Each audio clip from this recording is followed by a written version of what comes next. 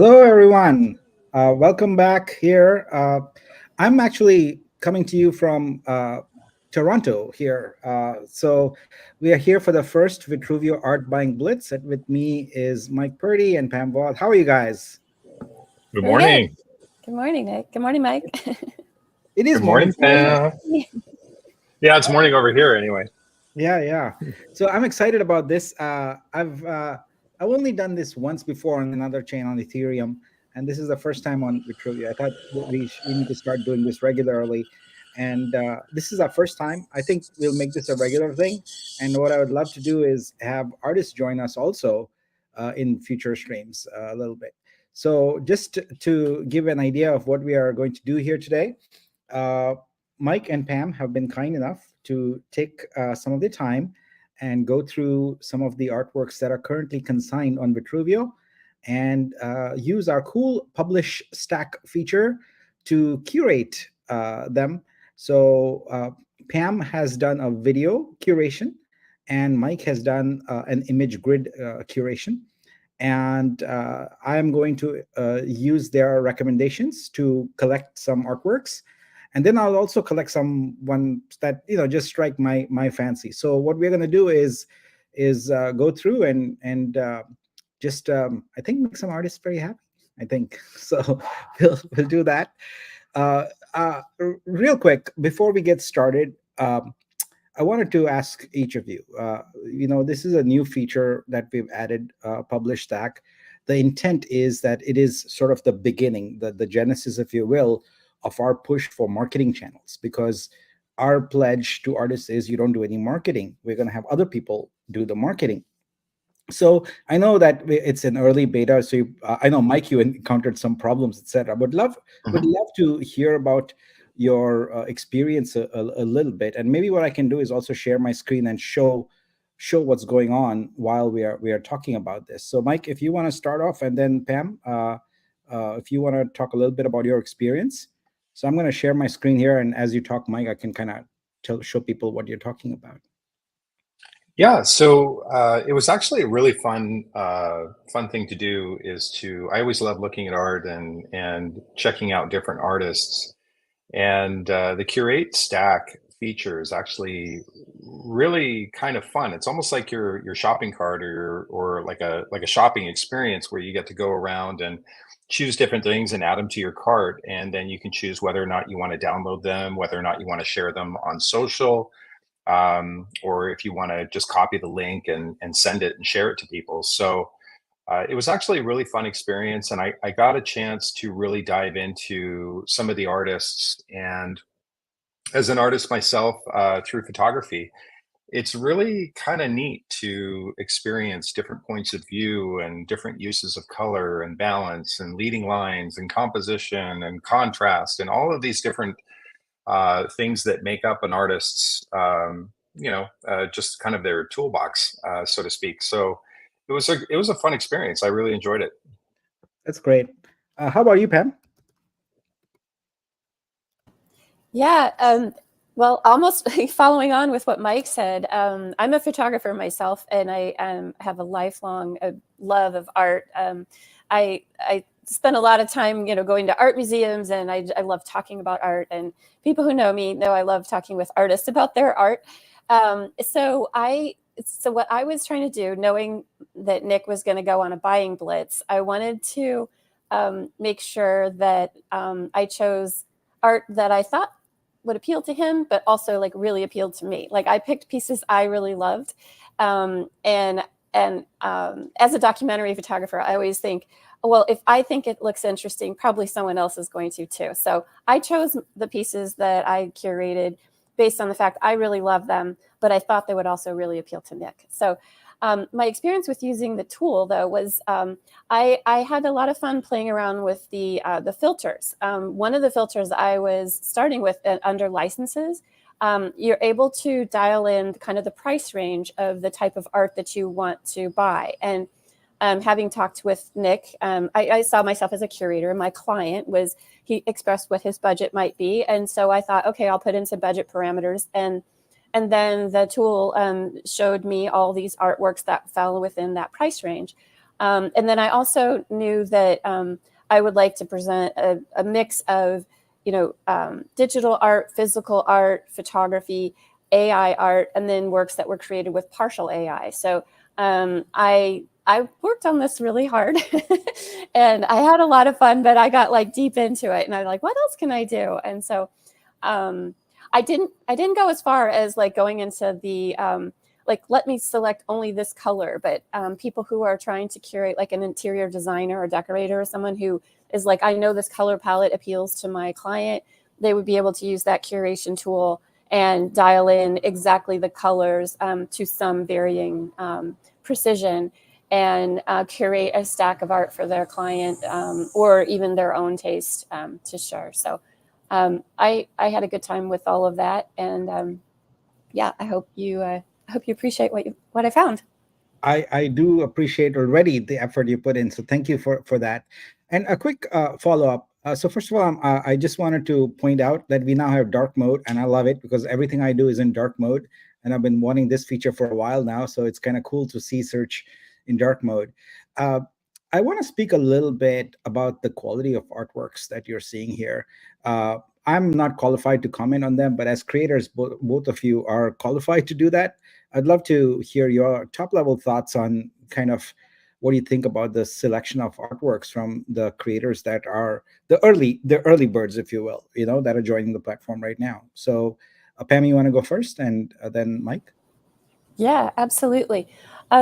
Well, of course, I was actually part of the Genesis Artist Collection, and being, and that's such an honor to be so early into this amazing curation. So I felt very honored to be part of that. One thing that I did notice is that when you go to an artwork and you can click on view the artwork, it enlarges on your screen, and you have a magnifying glass that you can like use that tool, magnifying glass, to look all over the art, and you can see the detail. You can see the high resolution. You can see, details that you might not be able to see just on a screen. So yeah, that's a great demonstration of it. So I'm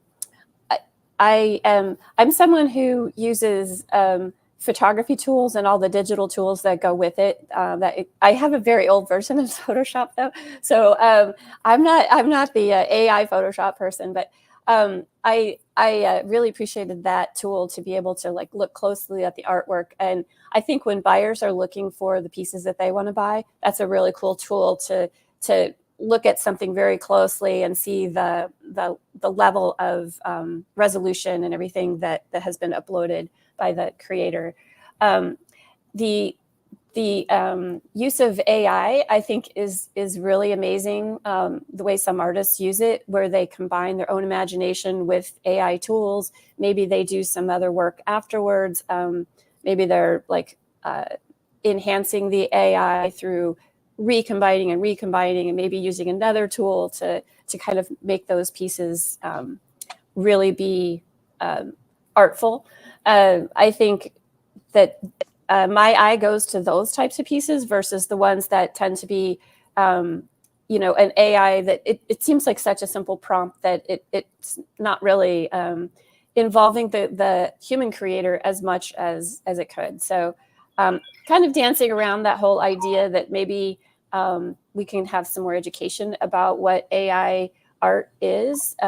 We can take some looks at some examples of very amazing AI artworks and help everyone from the creators to the collectors really learn to refine their taste, learn to refine what it is that they like to see, and learn what goes into creating these pieces. So some of them can happen very fast, and some of them take hours and days, and it's really impressive, and it's really cool to see the difference too, I think.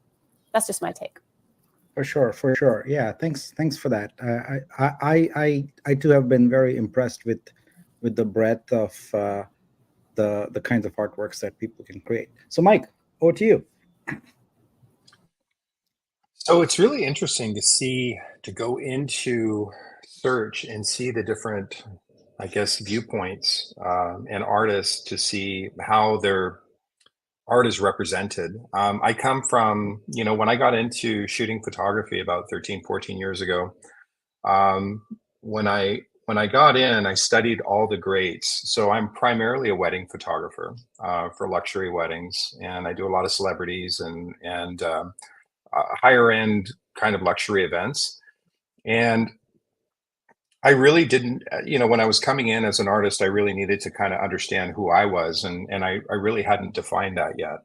So I studied, all the top wedding photographers in the world to really see if I could seek some inspiration. And when I had a chance to find some work that I just, for some reason, emotionally gravitated to, it's like, wow, I love that style. There's an expression that you imitate, then you innovate. And I was really inspired by certain artists around the world.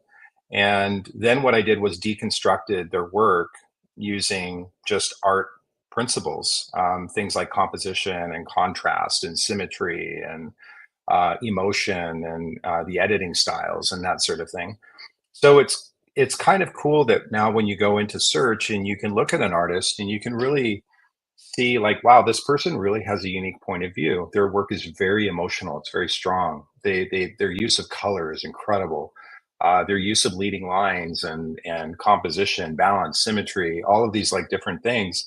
When you study art, you learn how to evaluate art, not just from a subjective point of view. And it's like, oh, I really like this art. I really chose in my grid artists that I felt like really actually understand art. They understand basic principles of art, using color, using balance, using symmetry, all of these different things, using negative space. And so I kind of looked at it that way. And whenever I see an artist in search, one that will automatically draw my attention, I'll look at their total body of work and go, wow, this is an artist. Like this is somebody that really has a unique point of view, and that's typically what I'm drawn to. Yeah, That's fantastic. I do want to take a moment here to note that well, first of all, Vitruveo is a community project. It's not a company. We are just a bunch of people who care about art who are building this, and we are increasing our volunteer participation. More and more people from the community are joining us and volunteering their time. I appreciate that. I do want to point out that because we don't have a massive like dev team or whatever, we have a small team in Brazil, and they regularly update the site with new features. Like we kind of go and post in Discord, hey, what about this? And boom, 2 days later, it's there. And I just want to take a moment to just appreciate them a little bit. I'm grateful for the work they do and the high quality that we see here. And one of the things that's key is we are very responsive to what creators ask us for, because we are a creators blockchain. And so as creators ask us for features, we pass them on to the dev team, and they're quite responsive and get it done. So just a quick shout out to the Brazil team to say thank you. Thank you for all the work you put in and all the crazy requests that I make in particular at odd hours. But just before a live stream, hey, get this, please, can we have this feature? And they rise to the occasion. So thank you for that. All right, so what we are going to do is before we get into the buying thing, I wanted to take a brief moment to talk a little bit about long-term income for creators, because that's kind of what our focus is. So I'm going to switch here, and believe me, it's not going to be very long. I just want to talk real quick. The focus is our buying blitz for sure, but we have an audience of artists here, and it's a lost opportunity if I don't talk a little bit about our primary mission. So let's go into that and talk about creator income for a moment. So the way we think about creator income is as a blockchain, as a blockchain project. Our focus, our mission is sustainable income for creators, and our basic fundamental tenets are that creators should not have to chase individual sales. We just don't think that's a good use of your time, and it's also not something that we think that is a task that most artists enjoy. They absolutely hate it, and so we should not. We want to take you away from having to do that. And the other tenet is that creators should not have to do any marketing. So we want to create a model where you have long-term sustainable income, but without having to chase individual sales and without having to do any marketing. What this means is a fundamental shift in thinking. We are helping artists through gradually. It's going to take some time to stop thinking about individual sales, because that is not the way to create sustainable income. What we want to do, what our definition is of this, is we want to help creators make money from all their body of work, from all their consigned works, for repeat income. So it shouldn't be a one-time thing, a one and done. NFTs are a one and done, and we don't subscribe to that theory. We want artists to continue to make income from their artwork. Every artwork they've created in their lifetime should continually make money, and it should do that while they're alive, not 200 years after they're gone. So what our licensing model, the architecture we've built, is very much designed to support this. So we have different licenses, and right now we are focused on NFT because that's what everyone understands. So it's a natural way for us to get started. But you already see in studio, when you consign artwork, that there's a stream license, there's print license. We'll add consumer product licenses, etc. So we intend to add a variety of different licenses to appeal to a variety of different buyers, and not just the kind of I think it's a made up persona of a Web3 collector, because it's really mostly as a majority is people who would buy artworks to flip them. A true art collectors are a very small group, and what we want to do is not have artists just bank on that small group. We want to make the whole world and every potential art appreciator a consumer of your artwork. And so the different licenses help us get there. And the other mental shift we want to help creators make is think about long-term opportunities. And so these opportunities are things like staking rewards, revenue share, etc. Now, crypto investors in general already know these, and they have a term for it: DeFi, decentralized finance. And what we need to do is help creators sort of cross the chasm a little bit and bridge into this world where, because you're in Web3 and you have access to what is essentially programmable money, you have the ability to use those tools and use those opportunities to create long-term revenue.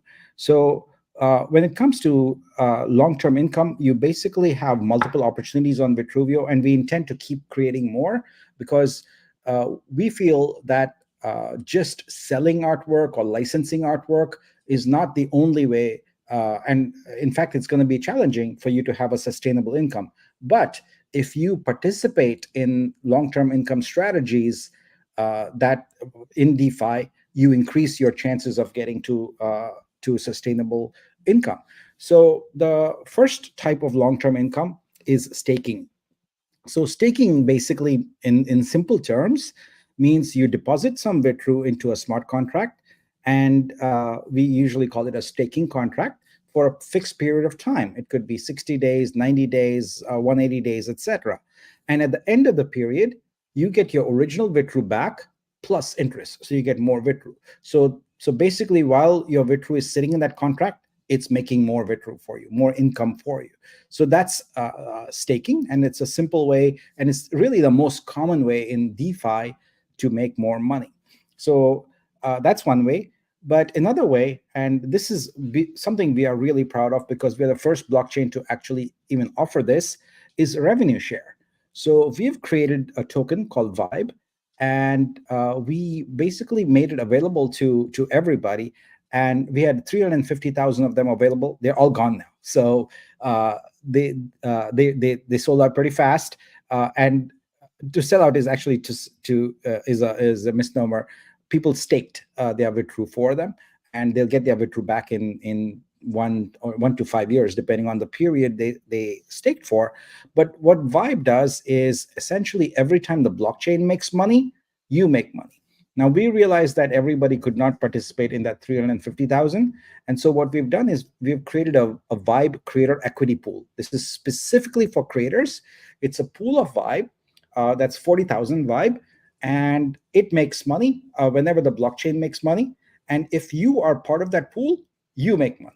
So how does that work? Well, the cool thing is right now, if you're thinking in terms of, whether it's Ethereum or Solana or whatever, you make money only when you sell your artwork.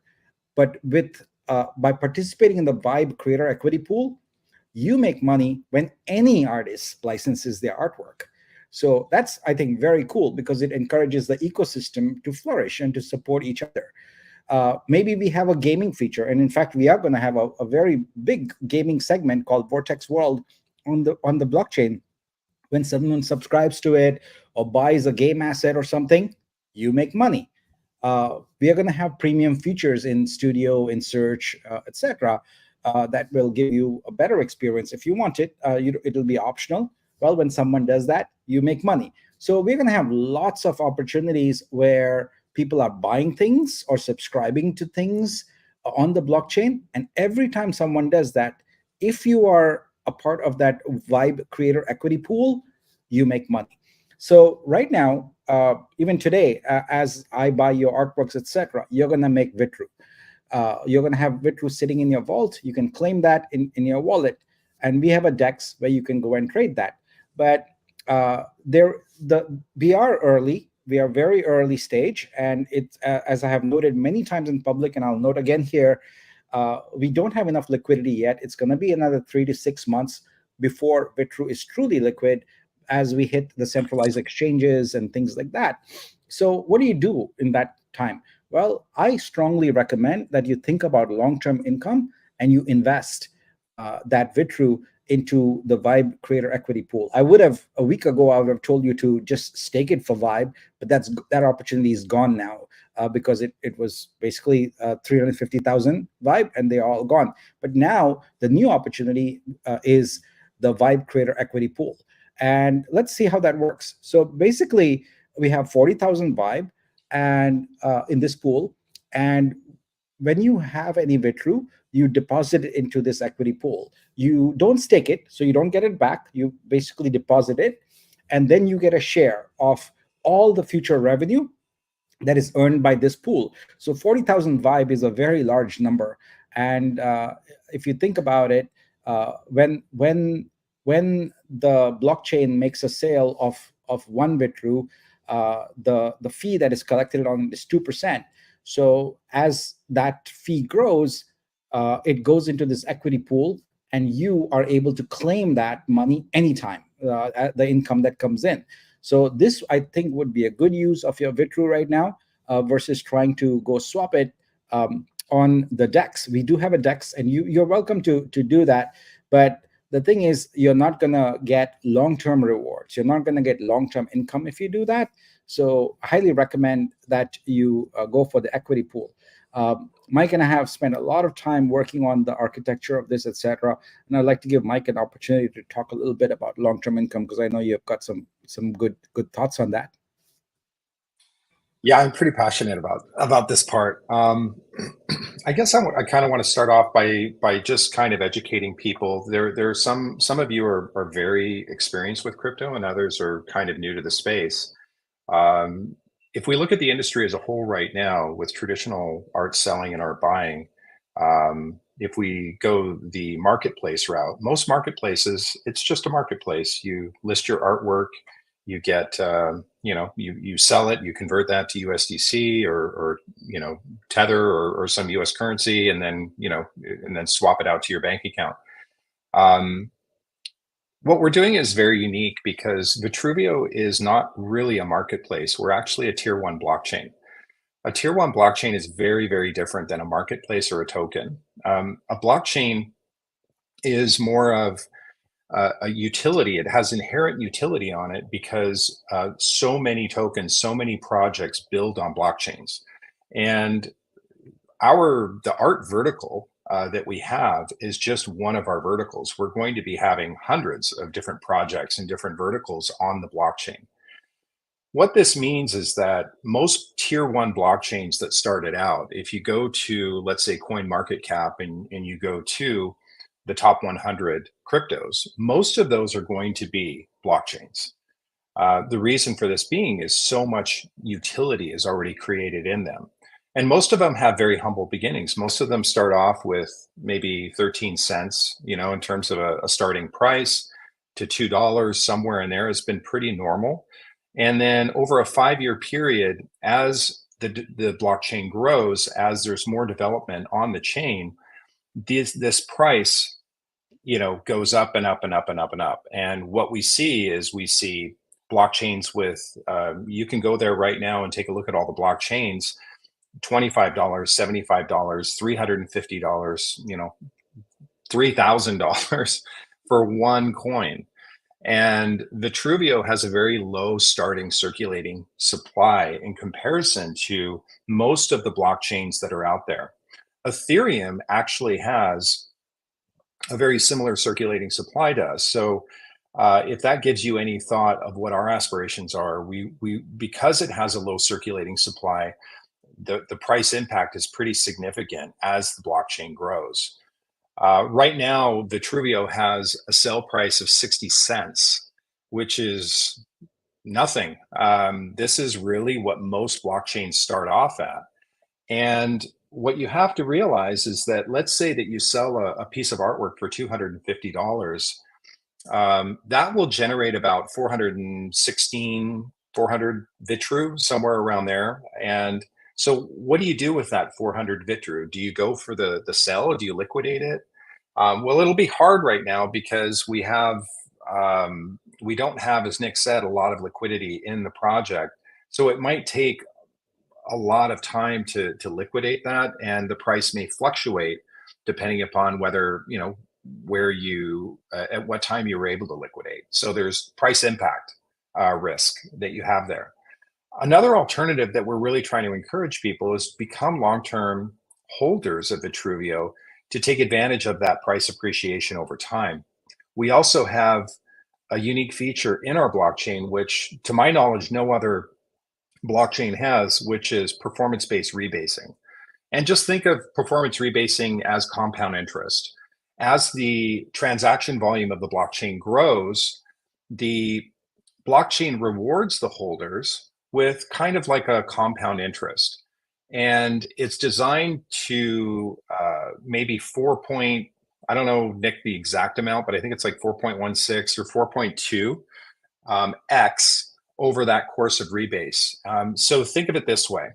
If you have 416 Vitru with rebasing times 4.2 or 4.16, somewhere around there, that initial sale that you had of, at the current price, 416 Vitru, will compound interest into 1,708 Vitru, if just by holding it. You're not doing anything. You're just holding it. That price, as that price increase, if the price is, let's say, $10 or $350, which most blockchains trade within that range, that initial $250 sale translates into $17,000 at a $10 price, or $597,000 at a $350 price for Vitru.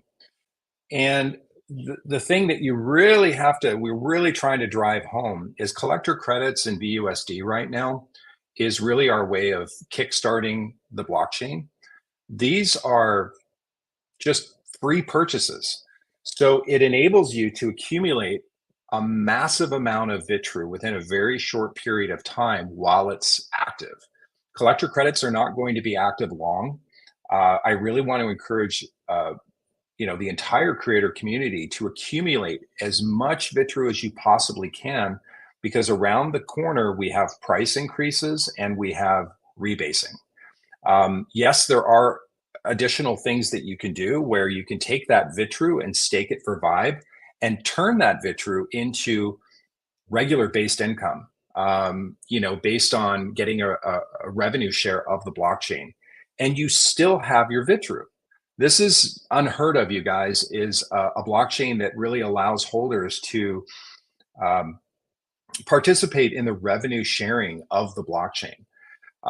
So that's kind of my perception right now. I really want to encourage the creators to capitalize on this very short window of collector credits in VUSD, not just to try to sell every single transaction, because that's a very marketplace mentality.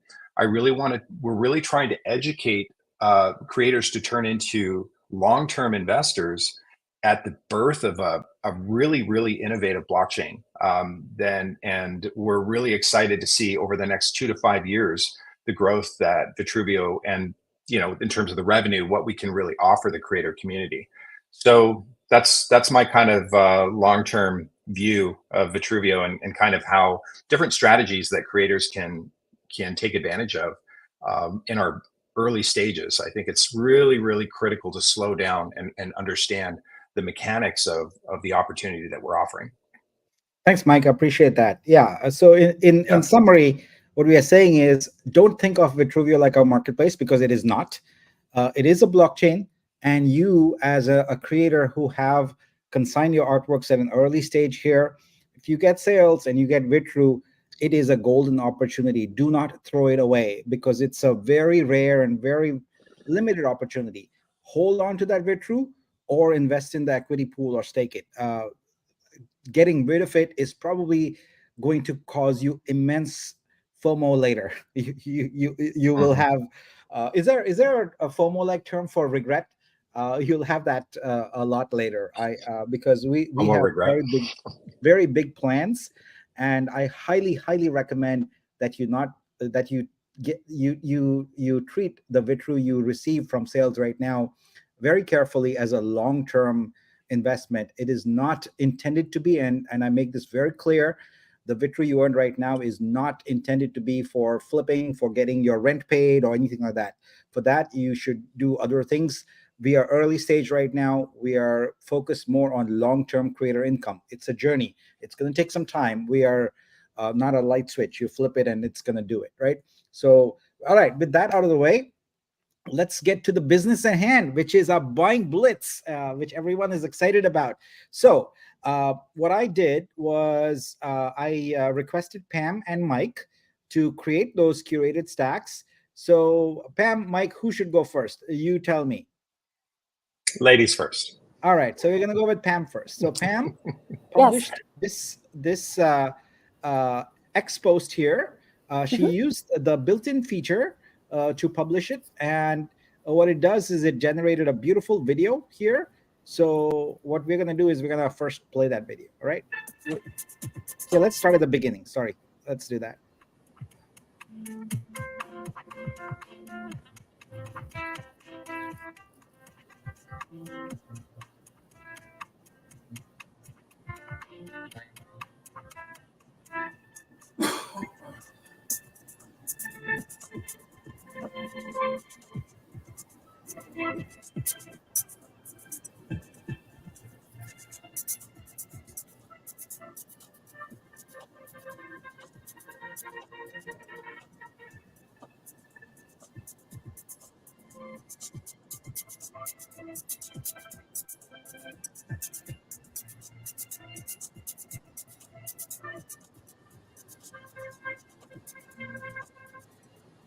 Fantastic. I don't know if that's shared properly on the screen. It did. It did. Okay, great. All right. So now that we have that, what I can do is click on this link here, and it should take me straight to search. And this is the cool feature. So guys, what you're seeing here is a demo of how marketing is going to work here. You can have anyone come here, a curator or anyone come and publish a stack, post about it on any social media. I just use Twitter as an example, but it could be Instagram, etc. And that link that's generated, when you come back with it, guess what? You got searched with exactly that set. And although it's not there right now, we are going to include a feature, and the Brazil team has not heard this yet, so this is the first time they're going to hear it, but you can buy them all with one click, right? Oh. So that is going to be amazing. So you don't even have to go to individual ones. But for right now, for today, I do have to go to individual ones and buy them. So Pam, now that we are looking at your curation, do talk a little bit about a few of them, or would you prefer I go individually into them and then we can talk about them individually? Uh, I, there's what 16 for you and 16 for Mike, so I don't want to be here. It Yeah. could be a few hours, so maybe it's better for you to just talk high level, and then I'll just go through and start buying them. Okay. Yeah. Yeah. Well, I think I kind of discussed like my strategy here at the top of the stream, but Yeah. as far as like thinking about what I've seen in your collection, Nick, and just pieces that just really stood out to me, pieces that I was introduced to just by using the curation function and moving filters around a little bit. I like things that I haven't seen before. That's like that really appeals to me. Like when I see the same thing over and over again, I'm just like, oh, it's another one of those. So I feel like all of these pieces are what I would consider, you know, they might be similar to what an artist has done in the past, like with their body of work, like Mike did. I went in and looked at each artist and it's like, oh, I see, this is like their jam. This is what they like to do. And, you know, I'm someone who like has a lot of variety in my photography, but I think when you look at it all together, you go, yeah, that's from that same artist. So I did that with each one of these artists. I really appreciate the skill and you can tell I love a lot of color. I love things that feel very dynamic and full of energy, full of emotion, I like whimsy too. I found some pieces that were just delightful, and just really ran the gambit of emotion for me. So that's kind of the high level. Yeah, I hope that you appreciate the selection. It was really fun to go shopping for you. Absolutely, absolutely. These are great choices. I want to make a couple of points here. I am a value collector, and what I mean by that is I know I could go and collect pieces for thousands of dollars, etc. But my philosophy, my mantra has always been to spread the love, to get as many artist sales as possible. That's how I have approximately a little over 8,000 artworks on Ethereum and an object. I typically keep the price point somewhere around 300 to 500 there. And there are occasional pieces which I collect for more, but in the spirit of spread the love, I go for the mid price range, which I think is typical of Web3 artists who have been on the journey maybe for a couple of years, maybe for 5 years. But I clearly, when I see an artist who's got I don't know 20 years of experience and they have an incredible piece there, I will happily pay more for it. And I appreciate you being mindful of the budget. One thing I do want to point out is you saw the experience here. You saw that how I went from a Twitter post to this search here. Anyone can do that. This is not a special feature that only Pam or Mike can do. Anyone can do that just by clicking this curate stack. And we haven't enabled it yet, but by next week we'll enable it, where you can specify a percentage markup. And when you, as a curator, again, we don't want artists to do the marketing. This is more targeted towards curators. When you curate a stack like this and you publish it somewhere, maybe on your blog, on your social media, and someone clicks through and buys one or more of the artworks, you make money. We have the default set at 10% initially, so you'll make 10%, but later on we'll give you the flexibility to change that to whatever percentage you want. And that is on top of what the artist charges. On Vitruveo, 100% of our model is based on giving the artist exactly what they have consigned their work for. All fees are paid by the buyer. It's always on top. So with that said, let's get going and start collecting some artworks. So I'll start with this one here. This is Silky Way art. This is great. Here we go. Is my wallet locked and loaded? Yes, it is. Let's go buy. And here we go. I guess I can do a bunch of these at once. This is gonna be fun. So, hey, that's Kafil, a good friend. Here we go. Let's buy another one. I enjoyed this. This is. By the way, is this done? Yep, there we go. That's done. Wow. Nice. this is gonna be fun. Okay, I hope I don't miss any. So you'll tell me if I miss any. Yeah. But, we're gonna go quickly through these. If you see anything that catches your eye that you'd like to comment on, please stop me. But these are all gorgeous, gorgeous artworks, and I'm very happy to have them in my collection. So Blitz is what we are doing here. I am going very fast, and I'm loving it. Oh wow, this pink, the pink hair, wonderful. Yeah. So here we go. When I Let's was see. in India, I got to see the Indian hare. So I thought it's Yeah. not just a bunny, it's a hare. It's a different animal. Yeah. Yeah, there we go. All right, we've done one row already. Here we go. One Blitz row. is on the buying Blitz. So now what I just happens love here? this piece too. I actually saw this artist actually uploaded a behind the scenes video, which when you have time to go look at it, you Yeah, can there it check it is. out. But it showed how this was all put together, and I really enjoyed the process and the thinking. You could see someone thinking as they were like positioning and all of that. So Yeah, that is a cool feature of fun to Vitruveo watch. is you creators can upload the BTS video images, etc. And yeah, uh, I'm sorry guys, I'm having all the fun here. So That's okay. This piece I just I did love notice that. the light. Yeah. Go ahead, sorry, Mike. No, I noticed that Pam and I both picked one together. Oh wow, that's Yeah, cool. we have a common like. So Okay, we'll have to figure out which one that is. yeah, I know which one it is, but this it's a really portrait, cool image. I love this portrait, and this artist did some other portrait paintings too, and I just thought really, really well done. It just caught me. Is this a ballpoint colors. artist? I believe. Yes. Yeah. Wow, that's amazing.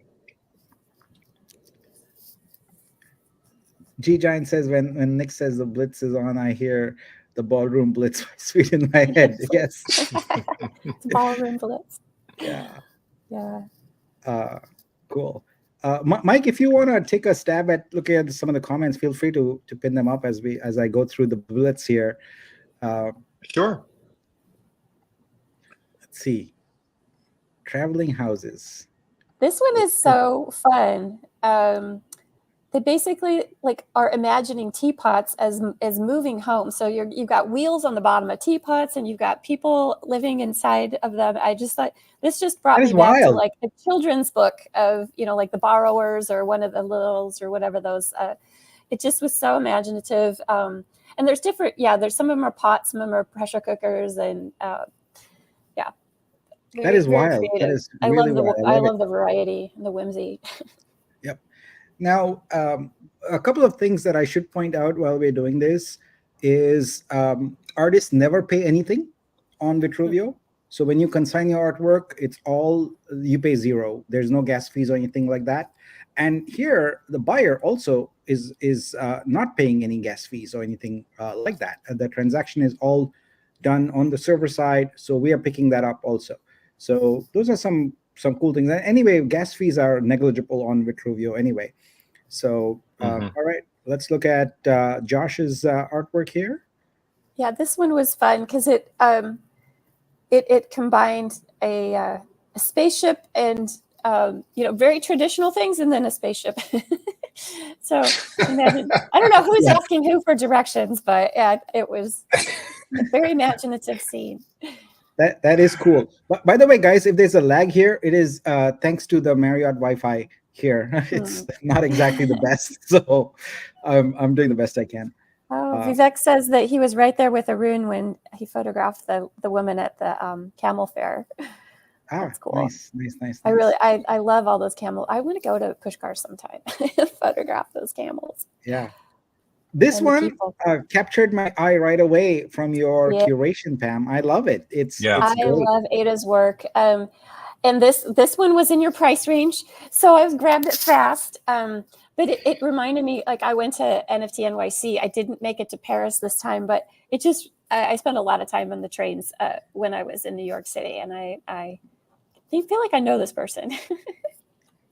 Yeah, this is really great. I love the look and the colors. wow, they're just Yeah. it feels like a dystopian sci-fi film kind of. Yeah. I love it. Love it. Yeah. And it's got Yeah, those leading yeah, lines that Mike was talking about. It's got a lot of focus. It's just, yeah, really great composition. I love this one too.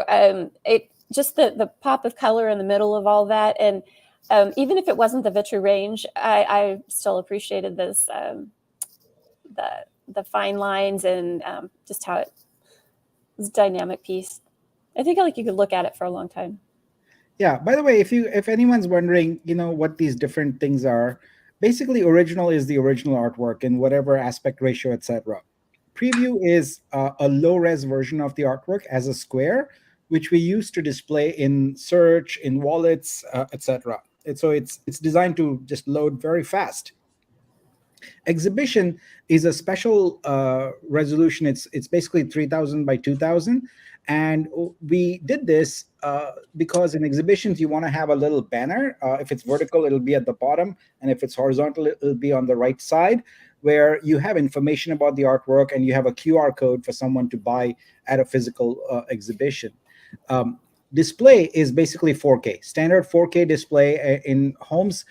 This is for our streaming product that is coming up. So we want to make sure that every artwork here is a candidate for streaming and to be able to display it at hotels, airports, living rooms, wherever. And yes, we do also support BTS artwork. So if you have BTS videos, etc., those would also be displayed here. And coming very soon, is a cool feature where the buyer will be able to view your artwork in a variety of contexts, like a bedroom or lobby, just in a gallery also. So we'll have the mockup capability, and we will automatically put what's essentially called parallax, so angle the image, etc., so it looks beautiful, and we'll do that in real time. So you will have a set more of thumbnails here, and the buyer can click on them and see the artwork, visualize the artwork in different contexts. So that is a feature that's coming up. Did I buy this one already? No, probably not, because it still says buy artwork. Okay, so here, that's the problem with talking too much while you're on a buying blitz, is you forget if you picked it up or not. All right, here we go. I love this work too. Yeah, it just the combination of what I perceived was like these different batik fabrics on this figure was just so beautiful. I thought it really brought out a beautiful aspect of this culture. And yeah, I love this sort of collage look to it. So yeah, yeah, love it. Let's go buy this. And I'm going to close out some of these other ones here. So I have too many tabs, but it's great to see all the confetti. I see the one that Mike and I both chose. Congratulations on your confetti. Yes. Boom. All right. So I think I bought this one already. Did I? Now, see, I need to pay more attention. I did. It's okay, licensed, done. Yes. So let's actually take a peek here. So recently we did some enhancements to Scope. So the Suite NFTs load very quickly. So I think I have to... one thing I want to talk to the developers is about the sort order here. It's not updated yet. Oh, there, it is updated. There's some of them there. Some of them are, and they're mixed in, yeah. Yeah, I need to figure out what is going on there, because I expected the newest ones to be at the very beginning. So that's something we'll have a conversation with, guys, if you're listening. All right, so going back here, we got this done. All right, last row coming up. Oh, wow, this is amazing. Yeah. I love motion blur. I love motion blur. I don't know if that's what it's called, but that's my naive non-creator interpretation of it. I think that'll fit. What it's called. Yeah, and this artist, I did a sort of introduce yourself to me post over on X, and this was one that Amina shared with me, and I just was blown away by the elegance and the color, the expression, the motion blur, and she told me it was actually inspired by, I believe it was a piece by Matisse. I'm trying to remember which impressionist it was. I believe it was Matisse, but so she had studied, traditional, very, fine art, and then interpreted that through her use of photography. So it It was a Mhm. gorgeous piece. I wanted you to have it because I wanted it. But Love you it. have it now. So right now, let's take a look at this here. It says fees 3. That's 2%. So that's platform 2% fee. And what you're going to see next week is you're going to see if this came by a curator stack, a curator fee there of 10% that's added on. So I would pay a higher price for it, but that's the nature of the world. But this is the part that you need to understand. That 2%, guess where it goes? It goes right into the revenue share. And if you are holding Vibe, it doesn't matter that it was not your artwork that sold. You made money. This is the beauty of the Vitruveo Vibe token. Anyone sells their artwork, you make money. All right. So let's go collect this one. Bam. I feel like I need to have some music here, live music going on while I do this. I don't know how to do that. This. Oh, this here. Wow. The wrong person to ask. Wow, I like this. This is a beautiful piece too. Yeah. And again, yeah, I took the magnifying glass like you did and just like was really appreciating this like high resolution, beautiful detail, really beautifully done. And I believe this was a full AI generated piece. And when you check the taxonomy, you'll be able to see the form or the method that was used, I believe. Yeah. Oh, partial AI. Okay. Partial. Mm-hmm. So that means the artist probably did some enhancements to it in addition to that. Yeah, the metadata is so important. We are putting it on chain. We do automatic color analysis. We will eventually start using AI to help you because artists are not always comfortable writing good descriptions and all that. But we want to make sure that your product, your artwork is as marketable as possible to audiences that are not familiar with it. And that means telling a story. You know, the best way to sell anything is to tell a story. And here you have to tell a story in 2 or 3 lines, you know, and make it interesting. So we'll help you do that. The metadata has been sort of a pet feature of mine. It's really important for discovery, and we haven't even done 1% of the potential of what it's going to be able to do in terms of feeding it to search engines. So all these artworks will be visible directly in Google, directly in Bing, etc. Very, very soon, because we are creating automatic feeds for them. So really, really exciting things coming, folks.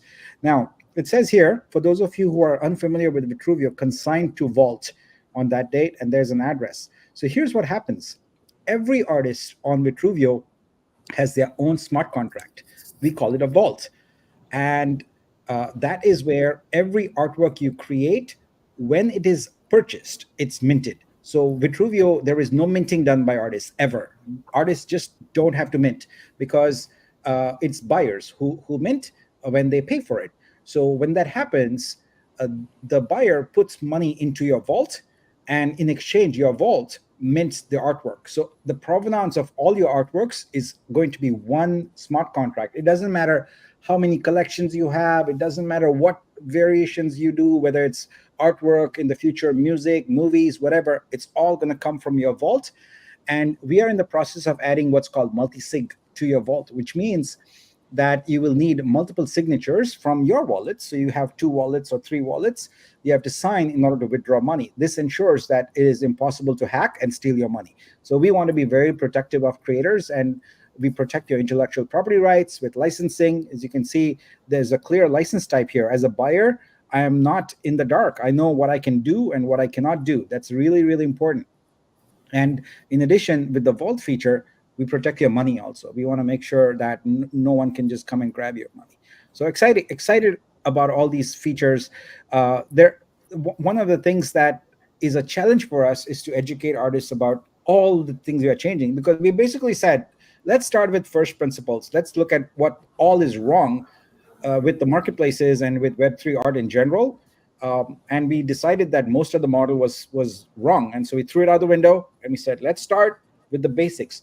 How should we build something that is 100% creator friendly and also makes it appealing for art appreciators to spend their money on? And That's where we are headed with Vitruveo, folks. So there's a ton of innovative features. You need to spend some time looking at it, and not think about Vitruveo as a marketplace, because if you do, you'll come away with the wrong conclusion. We are a blockchain for creators, community led, really exciting. All right, look at this cool one here. Mm-hmm. One thing I wanted to add on to what you're saying, Nick, for people who are like getting the subtleties of what you're saying, is it's really important to use all those tools that you have when you're consigning your work, like using the tags, putting, I mean, I know you're allowed like 10 tags, you're allowed 10 different keywords to talk about the subject matter. And on some of the art that I was picking out for you, I was like, oh, there was like, I found it because I was looking for certain things, but the art can be so much more discoverable if you add all those tags in, you add all of those keywords in, you do write the description, you know, give it a good title, all of that. I think that those really are going to help, because it's all the metadata that the search engines will hopefully be picking up. Absolutely. I like to think about it in terms of investment of time. Like right now, if you go to another marketplace and you mint your artwork, maybe it took you 5 minutes or whatever, but guess what? After that, you spend days, weeks, months, attending spaces, promoting that artwork in your GM tweet, this, that, etc. You spend so much time. You literally, if you add it all up, you spend hours. I think more than 80% of your time for an artwork is spent trying to marketing it. All we are saying is don't do that. We are saying is when you consign your artwork, spend 20 to 30 high quality minutes describing your artwork, making sure it's all the right sizes are there, etc. Do not speed through that process. Don't just put some little title and 1 or 2 words description, etc. You will be doing yourself a disfavor, because what will happen is as we enable some of these tools for discovery, etc., your artwork is not going to be found. It's going to be at the bottom of the pile. Take the time to do a really good consignment, whether it's 20 minutes, whether it's an hour, do it, and that's it. We don't expect you to do anything after that. No marketing, no sales, no shilling, no spaces, no tweets. If you want to, you're fine, you can do that. But we're going to take care of the marketing for you, and we are building that. You've seen how the early publish stacks work. You could see the vision there. We're going to have many different visualizations like that. We're going to have many different channels. We're going to build a mechanism by which anyone can come and create their own marketplace in 5 minutes. So we expect to have thousands of marketplaces on Vitruveo. So the marketing is something we are thinking about. We're going to implement. You don't have to think about it. You should focus on creating your artwork and consignment. That consignment, the amount of time you spend there, it's going to be really important long term, because remember, we are not just talking about one NFT sale. We are talking about having your artwork and basically enabled and available for curators, for streaming, for printing, for consumer products, etc. So the better your description, the more detailed your metadata, the better your chances of having more income from that artwork for your whole life. So take that hour very seriously, invest the time to make a good description, a good title, good metadata. I promise you, you will not regret it. You will make money. Think of each minute there as lots and lots of money over time. So don't rush that. I cannot emphasize how important metadata is, and it will pay big dividends for you. All right, that's that. Let's see, and then Got one more. Yeah, one last beautiful one from portrait by Arun. I've been a fan of Arun's work for a really long time, but when I saw this one come through, I'm like, wow, this is in your price range even, so we could get it. He's got some very beautiful photography. I love it. So this is at the Pushkar Fair. I've never been there, but it's pretty cool. Love the intricate jewelry and the color. I love it. Beautiful.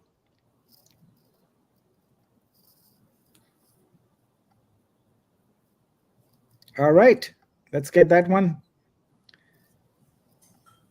Boom. Here we go. Done. Very good. All right, I'm gonna take a quick peek at scope again and see if it's updated.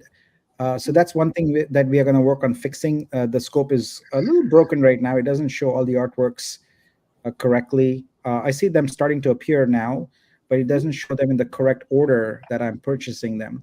So we'll work on fixing that. We'll get that fixed ASAP. So what we'll do is we'll make it where when you go, you see your newest artworks purchased first, and then you don't have to look around for them. But you can see that they're starting to appear here in my collection. So I'm appreciative of that. So thank you, Pam. That was amazing. Congrats to all the, what was it, 16 artists? Yeah, 16 artists. And thanks for using the the curate stack feature, the video. I think the video is amazing. Yeah. I love that. That was one of the first things we released because I feel like video is a big part of social media these days. And from some of Elon Musk's tweet, it is clear that if you post video, you are your post is gonna get significantly more traction. So this was a model by which a third party, in this case Pam, a curator, published something. I would have seen it on, let's see, where is it? Yeah, I would have seen it on, where did it go? Oh, here it is. Here it is. I missed. Okay, I would have seen it on here. I would have played the video. I would have clicked on it, and I would have come to buy it, and boom. Now, you can do this. You can create a video of your own artworks instantly. It takes like less than 2 minutes for you to do this, and use it if you want. Whether again, we don't expect you to do any marketing, but if you want to show off your artwork, why not? Right? You can use the video for that, and use that. You can download it and use it in different contexts, etc. There are no restrictions on it. Use it to promote your artwork and to promote yourself, whether it is when you're submitting for an exhibition or something like that. It's a great tool for you who, if you're not particularly skilled with video tools or whatever, we automate that creation for you. And this is just the beginning. We've got a limited set of templates and audio, but we'll put many more in there. So again, thank you, Pam. That was amazing. And let's wrap up this set of store links, and then let's go on to Mike's post here. All right. So Mike says, check out my curated stack on Vitruveo. So Mike used a feature called a grid. So this is where you can create a grid of 4 to 16 artworks. And same way, you click on that grid and it brings you to the results here. And I see the common one there. That's the Garden of Eden one. Okay. I missed it. All right. So Mike, let's talk about your selection. And should we just do it as I go through each one? So yeah, let's do that actually. Sure. Yeah. All right, here we go. Let's start off with the Celestial Majesty. What do you have to say? So I love the mosaic.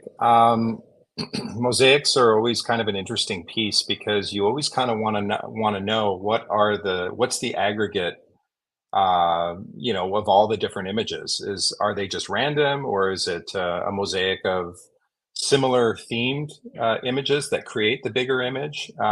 So I'm always interested in that. I think it's just a really cool piece, and I appreciate it. Yeah, and I want to appreciate Vivida, the artist here.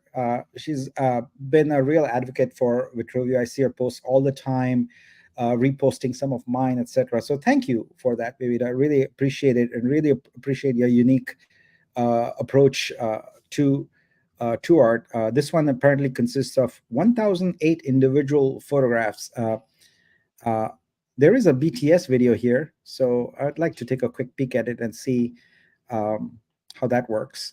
So I don't know if my hotel Wi-Fi is going to be good enough for it, but let's take a look at it.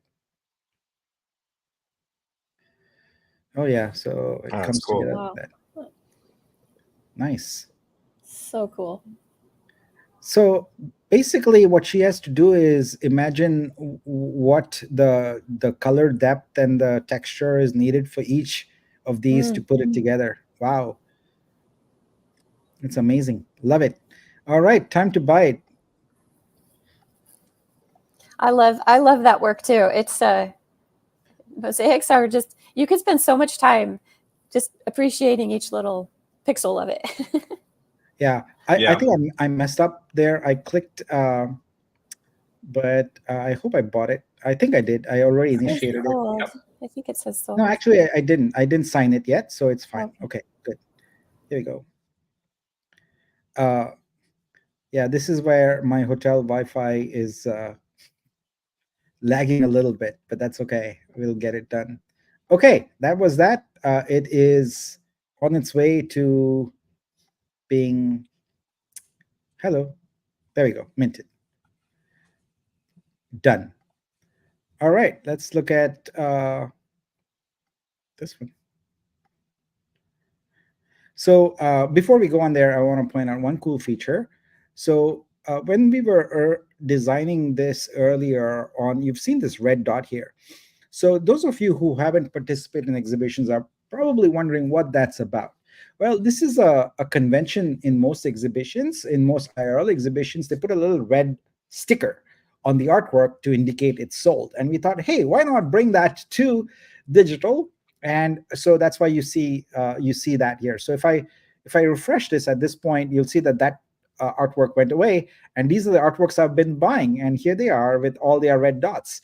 So the red dot is unique to Vitruveo in terms of bringing what happens in the real world to the digital world, and we are excited about this feature. And thanks to Doc Martin, who suggested that. It's a great feature. I love it, and this is something that artists can aspire for. Get that red dot, all right, Mike, let's continue. Laura Tovar. All right, what do you have to say about this one? So I really like this artist. I really like the combination of the abstract art and photo art, and combining those elements and then randoming it up a little bit. I think the use of color is really interesting. I think it's your eye wanders around the piece, trying to understand, the piece. And I just think it's very interesting, and it's unique. Kind of as Pam hinted to, earlier on when she was going through hers. You're going to see a lot of my work has to do with abstract surrealism. There is some photography in there as well, but those are just art pieces that I connect with. But I do like the thought put into this. I think it's very unique, and yeah, I think it's worthy of a purchase today. Yeah, and I thank you for that, because I'm not very educated on abstract, etc. And so, looking at these pieces, etc., gives me some more knowledge and appreciation of these. I do like it. This in a very this might be a very naive comment, but this feels like sort of a Mondrian type artwork, with the lines and squares, etc. I know it's not exactly that, they use colors, but the integration of the photos, etc., is very, very cool. Here we go. As I said, naive. Yeah, see, this artist has taken the time to write up a nice description, and really done a fair bit of work on the metadata, and I really appreciate that. Wow, there's a lot of range of colors here. Yeah. Well done, Laura. This is great. So, and congratulations. All right, let's move on to the infinite corridor. Now, I love infinite sort of corridors like that. I take photos like this all the time. I was at Reagan National Airport in DC the other day, and I waited 10 minutes for the hallway to clear of people so I could take a photo like this. I'll post that at some point on my GM. But I love photos like this, because for me, they represent sort of going to the future, going to a distant, unknown journey. I'm sorry, I'm just talking about it, and you're the one who's supposed to be talking about it. That's fine. No. So this is classic leading lines in photography and in art. You typically start. The thing that's disruptive about this image is the person walking. They're obviously staying out of the sunshine, which is kind of cool, because it draws you into the left side, but then your eye drifts to the center of the piece. You have leading lines, you have patterns, you have great contrast. It's a beautiful capture. And it tells a kind of a cool story, like who's this person, where is he going? So I find it cool. So, Mike, you just gave me an education here. At Reagan National, I should have taken the photo while there was a person walking, because there was a person walking there. It would have been a better photo. Hey, take multiple. The great thing about digital is it's free. You Yeah. can just keep snapping, and Yeah. and worst case scenario, you take it into Photoshop and remove different things that you don't want, and using generative AI, and it works really well. Yeah. This is a great Yeah. infinite corridor. I like it. Love it. In my photography, I use a lot of black and white. I love the relationship between contrast and shadows, or highlights and shadows, and not crushing the blacks, but leaving some detail in the shadows is great. Yeah, I think it's such a cool pick. All right, let's look at this by Chima. Yeah. So I really like this image because it's got a little bit of surrealism with abstract, and there's really good use of color, and there's a lot of really good balance in this image. You'll notice that in art, different colors will drive the eye. So this really massive red bar is actually balanced with, and red brings emotion. It's a strong emotion, where green is more of a calming color. And so you have these two contrasts of really strong color with a really calming color, and they balance each other out. It's a little heady, but I don't know if that was intentional or not, but I really like the composition. I like the balance. It's interesting, and it's a unique point of view. So I like it. All right, I love it too. Yeah, it's different. I like colors. I'm drawn to colors. I love it. It's great. All right, let's get that one, and let's close out some of these here. That's done. Ooh, this is from an artist who I know, and I have already a lot of his work in my collection. It's amazing. I'm obsessed with this image. I think it's just super, super cool. Again, we've got a little bit of those muted colors. It's very soft. It's very relaxing. You have this kind of duality of vibrant with darkness, and you're like, what's going on here? What is the artist trying to represent? What is the artist trying to communicate? And you ask questions. I think it's really interesting. A side note, typically with art, you want to go dark to light. So it does create an effect where the eye goes up. And in this case, I think it's just very, very cool. There's a little bit of symbolism, again, combining surrealism with natural world. So it kind of looks like an apple, but it's a circle, and so it's just interesting. And the use of color is very cool. Yeah, I love it. I love the concentric lines. It's pretty cool. Yeah, and their artwork is very cool. Like when you see this, as Pam said on one of her other kind of assessments of the art, when you look at all of the artists' work and you put it on the wall, they should look like they belong together. They should look like they're in a family, a collection. And this artist, I think a lot of their work represents that really well. My friend, Hader Jager. So here we go. Yes. Nice. Yeah. Beautiful. Very, very like the other one. The other one I forgot to mention, but these two have similar. They're very marketable. These could be in a high-end hotel on the wall. They could be in a high-end home. It's very calming. The motion in this, you do tend to go along this journey to the center, which is very cool. It's a leading line. The color is very muted and toned down, which I really like. It's just a cool piece. I think it's really, I would put this in my house. I love it. I like how it goes from fuzzy and abstract to more defined as it emerges from the center, right? And it's so well defined over here. But even within that, there is some fuzziness. So it's pretty interesting. I like it.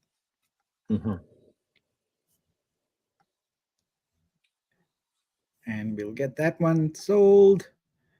Congratulations. And now on to chaos. So this one's really interesting, and I had a chance to check out a few of his pieces. And the reason why I like this piece is of that red. It's, you have a leading line from you, your eye goes up and focuses on the red, and you're like, what is that doing there? Like, why is that there? That's really cool. You have the symmetry on the top, and then you have the asymmetry on the bottom, with the wavy lines, and then you've got the more structured on the top, and it's a leading line that goes up to the color pop. It's just a really well thought out and marketable image. Yeah, really to me, this speaks of an abstract version of a Tom Cruise movie, because here's a parachute, whatever it is, and this is the city, and this is the mountains, and he's coming down, about to do some spy stuff. You know, this is so cool. Wow, I didn't see all that, Nick. No, look at the detail of the parachute. Coming down. That's so cool. I saw this piece too, and I see a face looking down. You know, like I see the red that is now. the eye, if you have a nose, and there's something concerning because the mouth is open. Yeah, just I love that piece so much too, and good choice. I like that one. Yeah, all of them are good choices, but yeah, I think this is a pretty cool one. Yeah. All right, here we go. All right.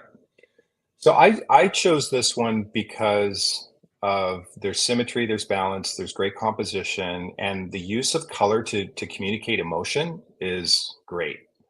It's very dramatic. And I love getting into the artist's brain about what were they trying to communicate here, and what were they thinking about when they communicated this. And that's the beauty of artwork. It's the artist depositing their creativity, their motion, their thoughts onto a substrate, onto a piece of paper, onto a video, onto, whatever. And this one's very dramatic, and I like it. And I think we've all been there. I think that's I forget the title of it, Overload. Overload. Yeah. I actually thought of the word overwhelmed even before I saw this description. That's kind of what I had in mind already. Yeah. So I get it. That's right. You feel it. You feel that right away. You can connect with this piece and relate to it, which is great.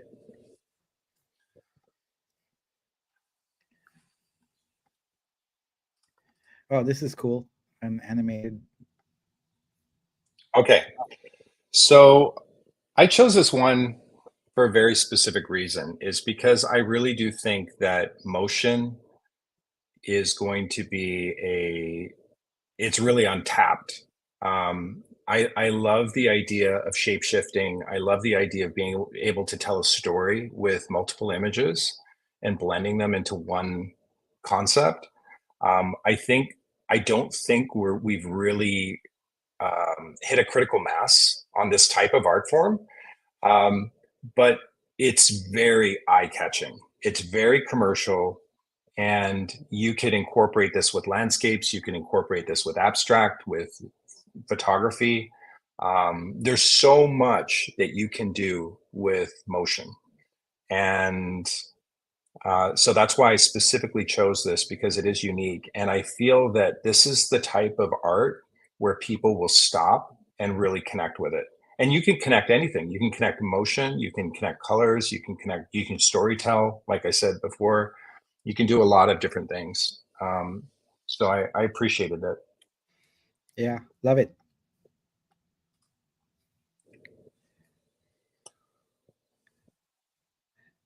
I like animation also. I really like it. Yeah. All right. So we are halfway through your collection. Oh, I see some amazing pieces here. Wow. Yeah. Wow. Wows. Wow. So very Dali-esque. I really like, again, surrealism. I connect with it. I love the muted tones. I love the relationship between the highlight, shadows, and midtones in this. The brightest part of the image is the subject matter. So typically I know in photography, and I think it spills over into all different types of art, is your eye is either going to go to the brightest part of the image first, or it's going to go to the darkest part on the brightest section, right? That's typically the way the eye naturally gravitates to this. So the brightest part of this image is the subject, and then it spills out. And I think it's a really cool piece. I have no idea what I'm looking at, but I love that. You know? Yeah. He's really cool. Extraterrestrial travel. Yeah. Now this I almost saw like a Puritan or something, but I think it was really cool. Yeah. Now this artist didn't invest too much time on the metadata. So as you can see, you know, it leaves buyers puzzled about what is going on here, and it really potentially impacts your sales. So please be mindful of that and add the a decent amount of metadata. All right, I do love this piece. It's great. Here we go. Sign. Boom. Done. All right. Next one. Yeah. Wow, a collage. I remember this one. Okay. So this gives me Bansky vibes. Maybe because of the billboard in the back, or the bill. I forget what they're called, but I think it's really cool. I like the color that it's toned down a bit. I think it's an interesting piece. I think it combines pop culture with historical, you know, figures. You really have to study the piece to understand what's going on. This artist has a very, very interesting point of view, and I really think that they're onto something. And I would love to see them really explode, because I think this is a piece that you could easily see in a gallery, and it's very, very cool. I do like collages quite a bit, and I have quite a few in my this, because it brings me back actually to my childhood, where we would create these collages in school. We would just get some old magazines and just have to create art, and it, I I just feel like it takes a certain level of out of the box thinking to take random pieces of, you know, images, etc., and make it into a coherent thing, something that makes sense. So I really love it. Yeah. Yeah, Gus makes a really great point. It's interesting how individuals can see an art piece in such a different way, and that's the beauty of art. It evokes emotion. It evokes different thoughts. What some people like, other people don't like. But I think that's such a true point, and that's what makes art so special and so unique. Yeah. Now Rohan's in the audience, so let's not talk about his piece. I'm just kidding. Yes. No. Let's not talk about Rohan. No, Rohan is an amazing artist and a great supporter, and I love this artwork. It's amazing. Yeah, there's a lot going on here. Yes. I really like the motion. I like the leading lines. There's a little bit of suspense going on here and a little bit of sinister, but it's offset by bright colors, which is really interesting. And I just think it's a very interesting, ethereal, but oddly scary piece. And I think it's just interesting the different ways he's playing with color and the subject matter. I think it's really interesting. You know, on that piece too, I love the physicality. I love the physicality that it looks like a Polaroid. You know, because the corners look like a Polaroid, and I'm not sure how they achieved that. Yeah. Whether it was a transparent He did this whole background collection on Polaroids. Yeah. Yeah, I saw Super those. Cool. I think this is a really cool piece.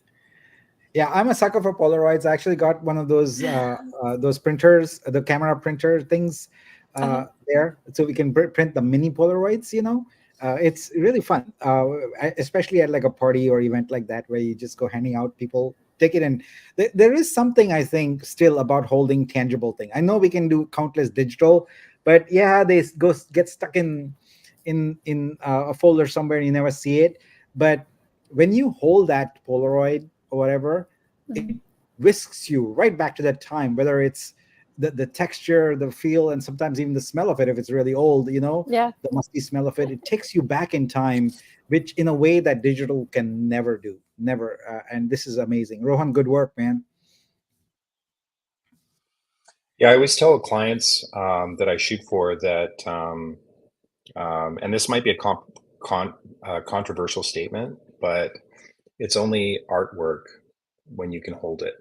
Mm. And when you can connect with one piece, because when I send the photos of an event to a client, there's maybe 1,600 events and they will scan through it very quickly. And the problem with that is you can't really connect with one image because you're just overwhelmed with so much work. That's why when you go to galleries, the walls are just white or they're completely charcoal gray. It's because you can zero in on one image and connect with it. And I think physical art is amazing. Yeah. Yeah, good work, Rohan. I think maybe, Rohan, we should collaborate on some kind of Polaroid project. So we'll talk about that. I love Polaroids, and I'm very interested in the intersection of Polaroid and digital. All right.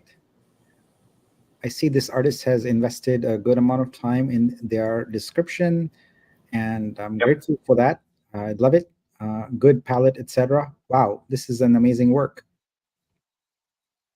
This is a very commercial piece. Again, it's you can see this in a gallery, you can see this in a hotel, you can see this very marketable. There's a really good use of balance and composition on this one. Combining the circles with the kind of square, geometric shapes is very cool. I think the colors are really interesting. It has kind of a metallic vibe. Just a great piece. Yeah. Yeah, I love it. Here we go. Congrats. Another home. cool thing about that piece is its calligraphy that has a message in it with the words too, about love or something like that. I remember seeing that. But Oh, yeah, wow. that really beautiful, deeper meaning to those shapes is having to do with the words that it portrays. Oh, beloved, hidden from my sight, to God I entrust thee. Wow. Mhm. Yeah, this is amazing. Very good. Very cool. All right. Sounds like Victor. Rohan might have a Polaroid to send to you too, Nick, Yay. from the comments. Yes. He's like, I We're- have the original. He's very excited that you got that one. Wow. Macro. Yeah. So this is very Mapplethorpe. If you're familiar with his work, you got to be careful when you Google Mapplethorpe. But Yeah, it's the controversial It's- one, right? Yeah. Okay, I remember. Yeah. yeah, it's either very beautiful or very avant-garde phallic, raw porn. But this is his work on flower and lighting. He's a master at lighting, and he's a master at presenting florals, and so that's the first thing I thought of with this. I think it's a beautiful image, very marketable, very commercial, and blowing this up to like a 5 foot by 5 foot image, I think would just be stunning. Yeah, I love Yeah. it. I love the color yellow, and I just like how the focus shifts from so clear to blurry on the exterior, on the outer edges. Yeah. It's really well executed. I Yeah. must take a moment here to point out that we just broke our record for a live stream ever. We now have 705 viewers. Very cool. So welcome everybody, and glad to have you. All right. And here is the holder. Love this image. It's very interesting and it's very unique. You've got this spider web surrealism. You're trying to figure out what's going on. The lighting and gradation of light and use of light in this is beautiful.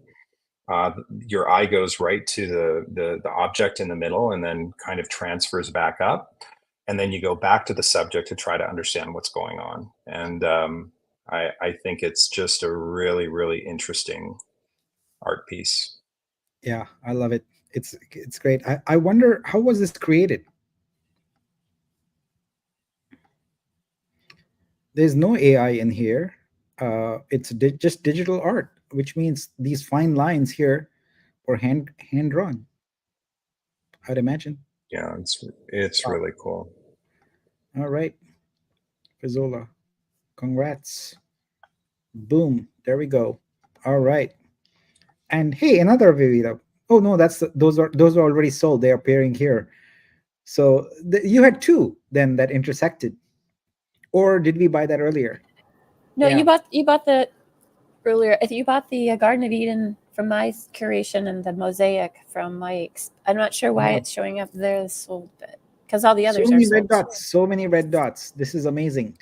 All right. So thank you, Mike. That was amazing. I really enjoyed that and appreciate that. Yeah, thank you guys. Thank you to all the artists as well. It was such a great experience going through and appreciating all the work that you guys have done. It's been really, really cool. And I hope we can do another one of these down the road. Oh, we are not done yet because we haven't done the crazy Nick part yet because the Yeah, Nick artists are wants to used buy to some. me doing wild and crazy things on these. So we are about to do that.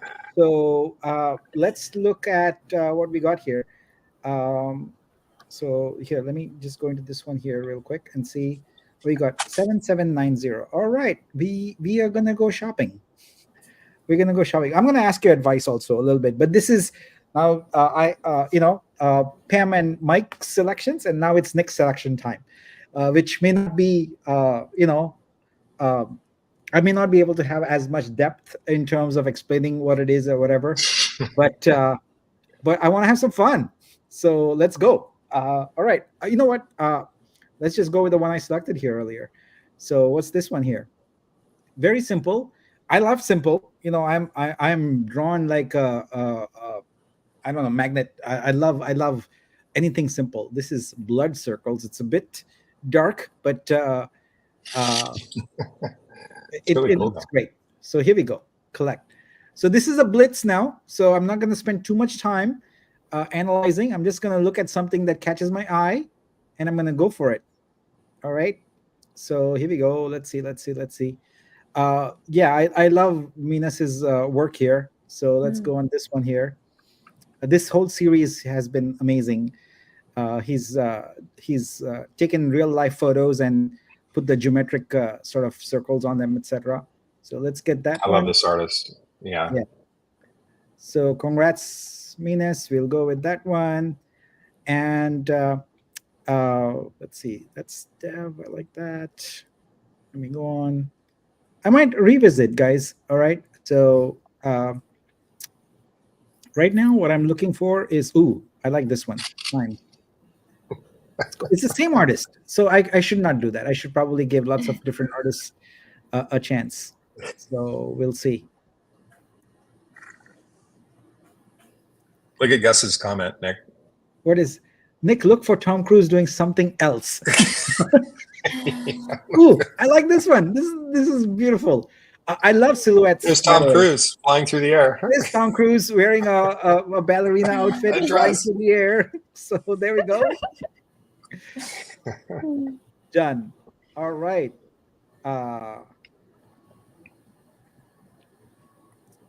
We got some casino stuff here. Got a I do like Japanese inspired one. This one, Sad Geisha number 5. Super cool. Yeah, it is really cool. This is a AI one, I presume. Yeah, fully AI one. It's really nice. I like it. All right, let's get going. The Blitz is on. Dun, dun, dun, dun, dun.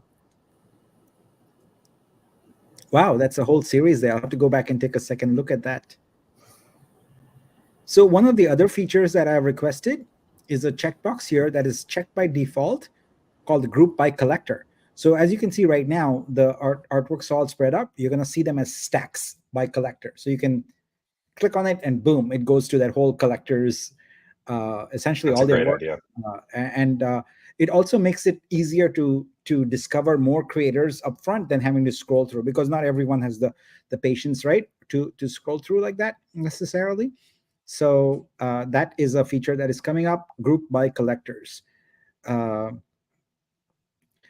Yeah, you know what I should do? I should take advantage. So Karishma made a good suggestion here. Nick, do you want to try typing some keywords filters? Yeah, let's do that. Let's go. Since we are going crazy, Nick, anyway, let's do that. All right. So I think what we'll do is we'll go and first select by by color. So let's go with. I like blues, so we'll go with blues. Let's go with that blues. And how does that work? Does that work? Is it Yeah, going to so do if you it? click add color, Nick, if you Oh click yeah, I have to add add. color, That's right. That's right. That's yeah, right. There we you go. get it. And then Ooh, you can boom. add more too, if you wish. Yeah, I like it. Wow, this is great. So, ooh, this is the one I'm going to get. Behind the filter. That's cool. Very interesting. Very, very interesting. I like this. So we got a blue themed one. Bam. See if anything else catches my eye. I like this one. Interesting. Glitch art. Yeah, I like glitch art. It's cool. Nice. We will get that. All right. Congratulations. I love that one, the Dreamer's Canvas on the right side, Nick. Yeah, I like it too. It's cool. Shami. Super cool. Let's do it.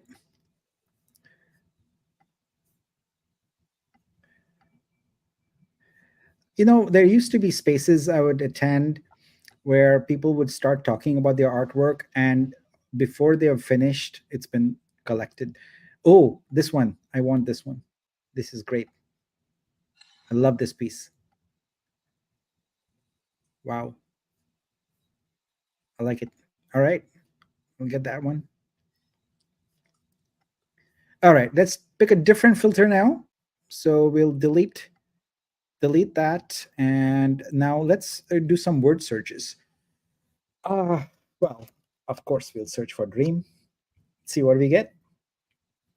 So I'm Got a seeing a lot of question about the AI box being checked in some of the comments. So I'm not sure if that's which yeah. option That of basically AI. that basically means include AI artworks, and I unchecked it right now, and so there's no AI artworks. So I said dream, and so now these are all non-AI artworks. This one is awesome. Oh, look at that. That is amazing and creative. And blue. Oh, it's Genals. Hi. All right. So this is Jen. I had the pleasure of hanging out and having dinner with Jen. We had a group dinner in Bombay recently. I have to post about that here. But yeah, love this, and it is done, collected. Um, these artworks by Tanya are great. I don't know which one to pick. This one or this one. Which one should I pick, guys? Dancing Soul or Stage Dreams? I like Dancing Soul. Yeah. Let's go with that.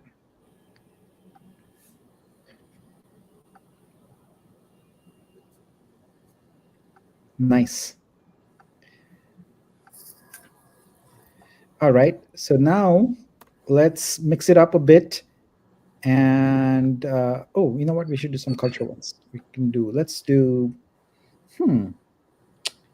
let's go with Persian culture. So all the Iranian artists, my good friends here. All right. Let's see what we got.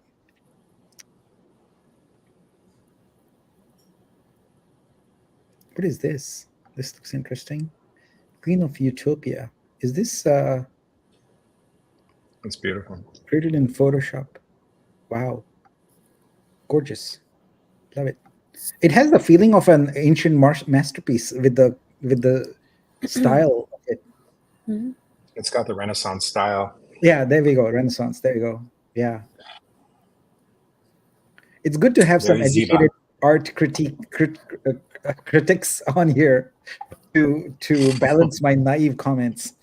So, I like this one. I think Ziba means beautiful in Farsi. Maybe Which somebody one? can correct me, but I like this one, the Bridge of Royalty. Interesting. And I just saw this piece, I believe it's this artist, they discussed about how they're using both photography and maybe some pencil drawing on it. I believe if this is the same one. So you can read a little bit more about it later. Yeah. Okay. Let's go. Maybe one more from this set. Let me see something that captures. The thing is, there's no bad artworks, right? It's just kind of what captures my eye.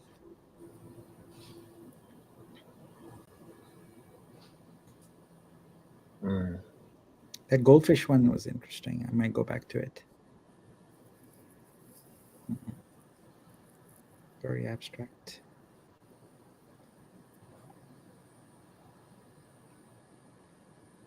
Lots of red dots here. Yeah, as you get to the higher numbered pages, then you're just going to end up with all of the sold pieces. Yeah, they're also sold ones. All right, so we got to retract and go back. That's fine. And there's also a drop down at the under the curate stack button. There's a drop down if you wanted to scroll quickly to another page. I'm just letting people who are watching know how to. No, you're also reminding me of that. Okay, so I think this is kind of interesting. I know, Mike, you like this kind of artwork for sure, right? It's very interesting. Yeah, it's interesting. All right, I'll go for it. All right, so we've got culture selection done here. Let's do one more. Let's do Latin American. I like Latin American artworks. Oh, lots of photos here. Wow. This artist, the Denny photo, he's a really, really cool street artist. I can see that. I think I'm going to go for the bicycle. Bogota.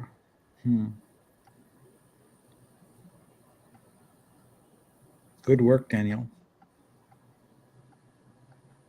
I'm going to close out some of these windows. I have so many tabs open.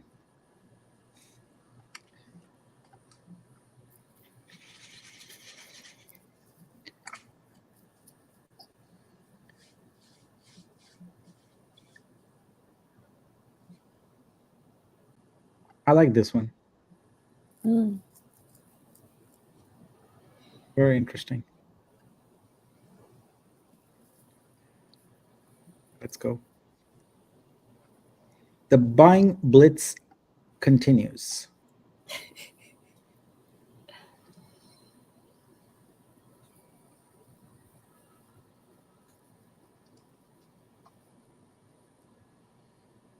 This is interesting. That's cool. That's one of those like really cool emotional shots. Oh, wow. You have to see the full thing. Yeah, this is great. Wow, that's cool. Love it. Done.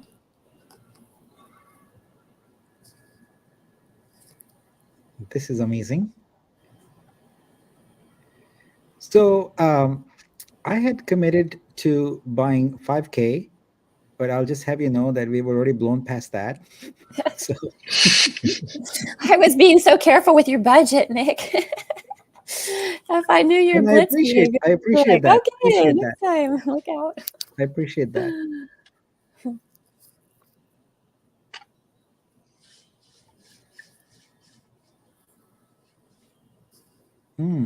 This is like the other one you had, Mike. Yeah, like emotion. Yeah, I like it. I'm gonna add this piece to complement that. Yeah. Bam. All right, so we got some of that done. Now let's go for mood. I like let's go for love. All right. Wow. Some interesting ones. There's a mosaic again from Vivita. Nice. Nice, nice, nice. I like this one. What do you guys think? Interesting, yeah? That is interesting. Yeah, what's going on there? It's like a piggyback. It's someone carrying. It's someone abstract carrying someone across the water, if I'm not mistaken. What's the description? This work is done with oil paint on a wooden panel, so not very descriptive. This is something we have to, and I saw Rohan's suggestion there about using AI to help, artists who don't have English as a first language. They are challenged a little bit, and we can certainly provide tools to help with. I'm a little bit worried about having AI in there to help, because it could completely give a wrong description, and the artist has no way of verifying it, so they would go along with it, and that could potentially hurt. That's a great point. So why can't people use Google Translate? Yeah. Google Translate does a mediocre job. I think what I would prefer is a community-led initiative where artists, like there are artists who help other artists, and English-speaking artists can help other artists and do it. So I think a community initiative would be much better. Mm-hmm. Yeah. Nick, there's some questions about, do you have AI checked or not in the actual AI in the filters, not at the top, but are there any whether, I don't know if you had intended to choose it or not. I went through the AI part. I'm done with it. So now I unchecked it. I am the jury's still out in my mind on AI. So I do collect AI artworks, but not too many. I'm still not there yet, because I don't have a way to easily distinguish on whether it's fully AI or it's partial. And the other thing is, I don't have a way to distinguish whether it's just a solo prompt, or if the artist took time to finesse that prompt over time and create something. So all I have is the end result to go by. And so when I do check that AI, I'll go with the end result and then dig a little bit into it. But generally, I don't invest, and this is my shortcoming, I know. I don't invest a lot of time in, I'm a very much, hey, that looks great, click buy, and I'm done, So I don't have the time to research, and would love to, but don't have the time to do that. All right, so here's more of Rohan's Polaroids. So I think this one is worthy of a buy here. So we'll grab that one. I like it. That's cool. And we have selected love. The mood is love. Oh, look at this animation. I like it. Interesting. That's a cool piece. That cat walks all the way across the bridge. It's really cool. I've been watching that one. And there's a flamingo there. Yeah. You're like, what's going on here? Collected. Done.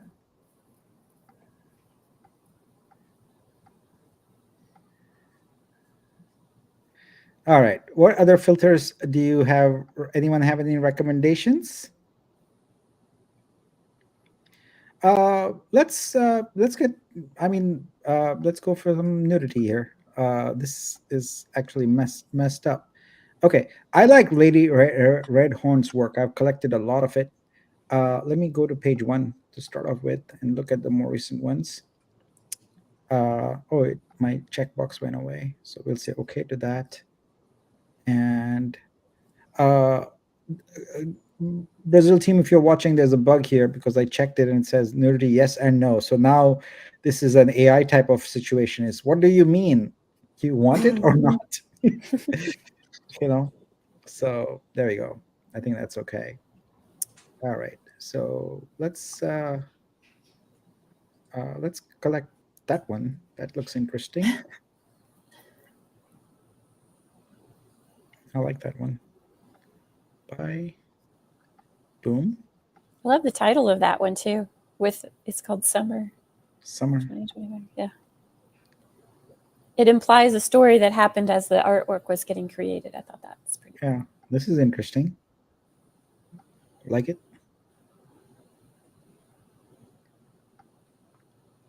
Done.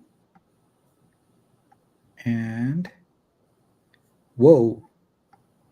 This is amazing. What's this all about?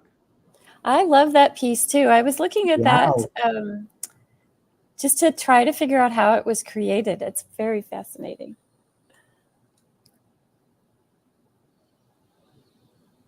Very cool. Very cool. No AI. Definitely worthy of collecting. Here we go. Boom. And we'll do another piece and then go on to a different topic. Oh, wow. Look at these here. Wow. These look like Da Vinci works to me from his notebook. Yeah, they do. Mm-hmm. Those are really cool. We'll go with that one. Black Steve. Nice. That's a very beautiful piece. Yeah. Beautiful. Collected.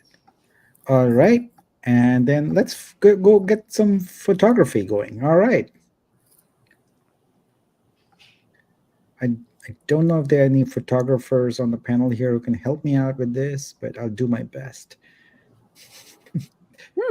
I think it's a trick question.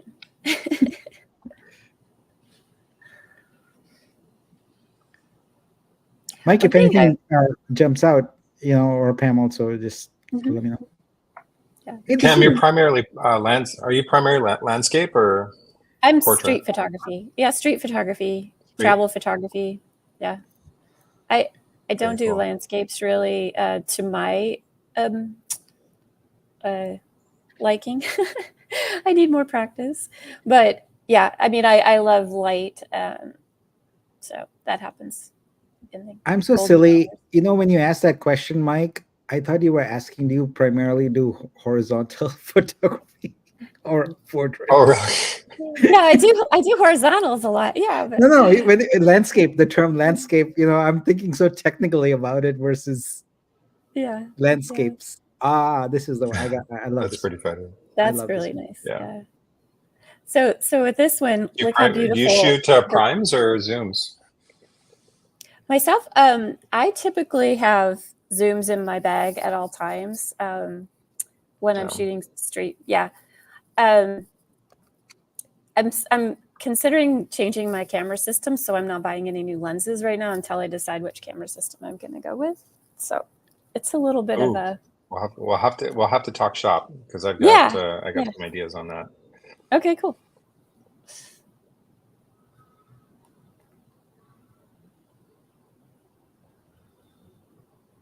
So this piece is really interesting. If you look at, it's a mirror. I mean, when you did, I've studied this piece a little bit. Look at her hair is in a ponytail, and one where she, we see this side, but in the mirror, she sees herself differently. She's touching the mirror. We don't see the other hand touching. So this really is a really interesting snapshot into duality of how someone perceives himself and how maybe we are perceiving them. Mm-hmm.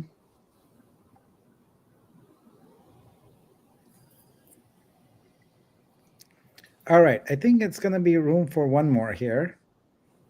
So someone said, please go with some physical arts too. So let's do that.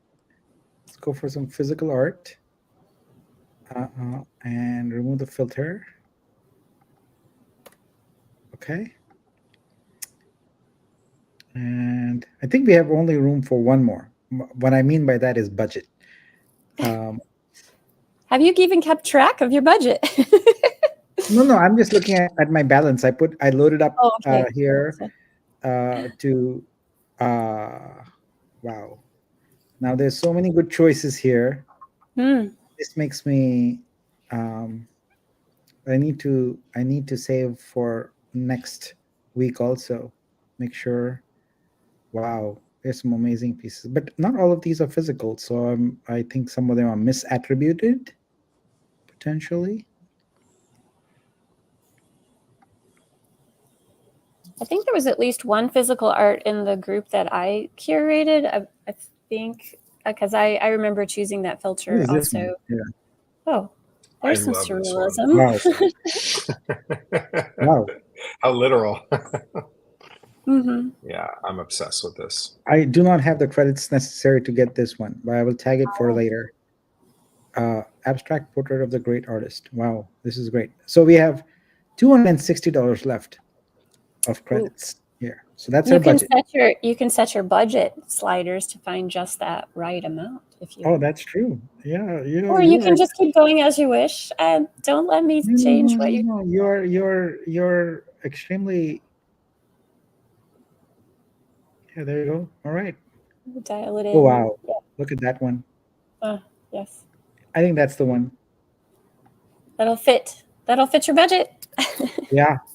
It's and cool. I like Helen's work. She's an amazing artist. Yeah. This is graphite. It's so photorealistic. Amazing. It's graphite.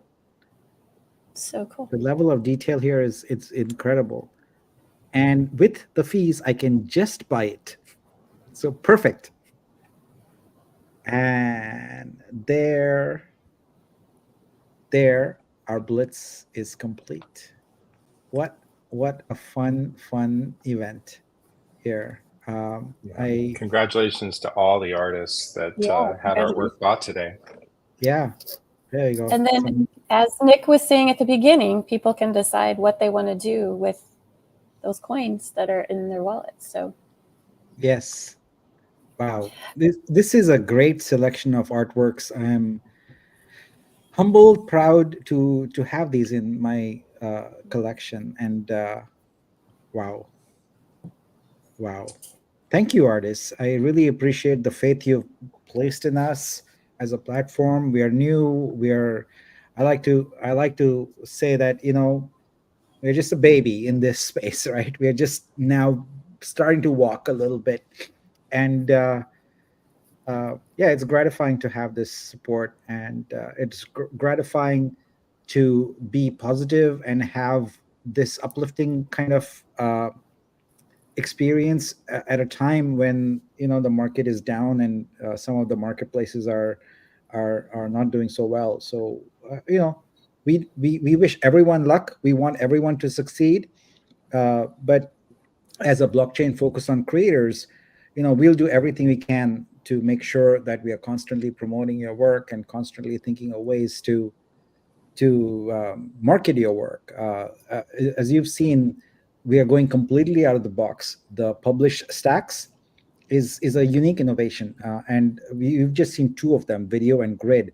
But the ones that are coming, website, PDF, other types of videos, etc., they're going to blow away. They will blow you away. We are creating some amazing marketing tools where we make marketing of art a first-class citizen, just like commercials almost. We want to target all the art appreciators of the world, and they are not going to find the artwork by looking at listings on a marketplace and page through them. That's not how it's going to be. We got to go to where they are on Instagram and other places, and that's what we're going to do.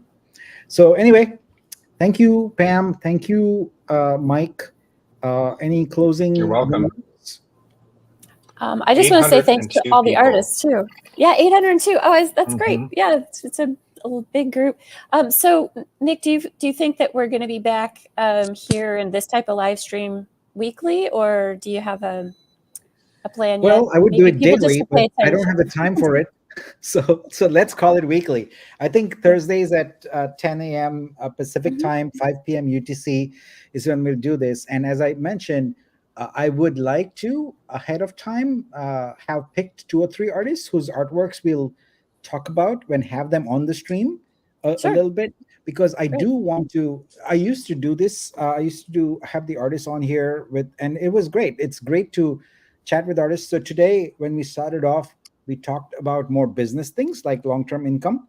I would like to use that segment to talk to artists and about what their likes, their dislikes, their challenges, things like that, and really get some insights on them on what works and what doesn't work.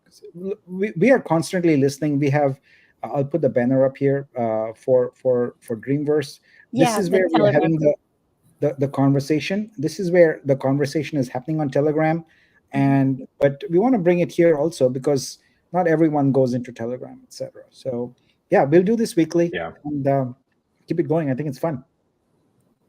Also, I want to encourage because we have such a large audience right now, I want to encourage all of you to join us tomorrow. Every Friday at 10 a.m., we give an investor update, and that really talks about the development of the blockchain, which Vitruveo is, a tier 1 blockchain. And the Vitru suite is obviously a part. It's one of our primary products on the blockchain. But if you're really interested in learning more about the investing component of Vitruveo and getting more into understanding Vibe, the staking options, how you can create multiple streams of income from your art with zero marketing, you want to join us tomorrow and every Friday. Mark it in your calendar at 10 a.m. Pacific Standard Time. I don't know what that is off the top of my head, Nick, on 5 UTC. p.m. But, UTC. 5 p.m. UTC. That's right. That's right. Yeah, 5 p.m. UTC time. Please put it in your calendar every Friday to join us if you can, because that's where we give critical updates on what's going on within the ecosystem, what's going on with the blockchain, what's going on with all the various projects, and also creator updates. So we go through quite a bit. But to that, I just wanted to encourage everyone to come out tomorrow morning. Yep. And if you're a new artist and you haven't yet consigned your work, it's as easy as going to studio.vitruveo.xyz. Just go there. There is no wait. There is no wait list. There's no limitations. Go there. The first time you consign, we moderate your artwork to just make sure that you haven't copied or anything like that. But after that, it's automated. So we thank you. We thank all the artists here. We are approaching 10,000 artworks on here. I have to get a count for how many artists that is. That is amazing. 10,000 artworks. We are coming up on that. And we are, a new platform, and we are just building things, listening to you as creators, and keep in mind our mission. Our mission is to make sure that you have a sustainable income. That's it. So I repeat this every time. We are not a company. We are a community project. So we are the only people we are beholden to is you, our individual investors, our individual creators. We listen to you and we build this. So join us on this journey. Thank you very much for taking the time here, all 817 of you. Appreciate it. And see you again tomorrow on our live, where we talk more about the business end of Vitruveo, and then next Thursday for another live buying blitz. So thanks. And with that, we'll end the stream. Thank you. Bye-bye. Have a good Thanks, guys. Bye. Bye.